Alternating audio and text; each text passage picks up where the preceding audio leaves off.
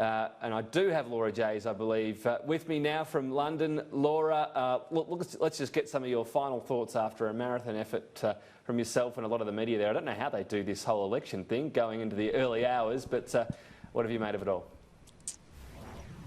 That is the problem when the polls close at 10 o'clock, Tom, and the 650 seats. It does take a while to get through it all, but now it is very clear that there is a thumping majority for Boris Johnson and the Tories. And you've got to remember, this is the first time in a long time that this country has this kind of relative stability. There's been 3 elections in 4 years. The Tories may have been in government for the last 10 years, but a lot of that time has been in minority. The real story of the night, though, is not only that Brexit will get done, the repudiation of Jeremy Corbyn and his huge socialist manifesto has been completely rejected by the middle voters, the middle of the road, the majority of voters here in the United Kingdom. Looking at the Brexit Party, they didn't win any seats, but Boris Johnson does have Nigel Farage and the Brexit Party to thank in many ways, particularly up north, where lifelong Labor voters, they were staunch Leavers as well, but they just couldn't bring themselves to vote Tory. So they voted middle of the road,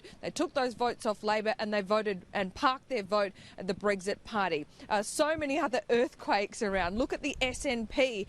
They've cut into the Conservative vote in Scotland. Nicola Sturgeon on the TV not that long ago saying she will still push for Scottish independence. The Liberal Democrats, well, they've lost their leader and their tactical voting completely failed.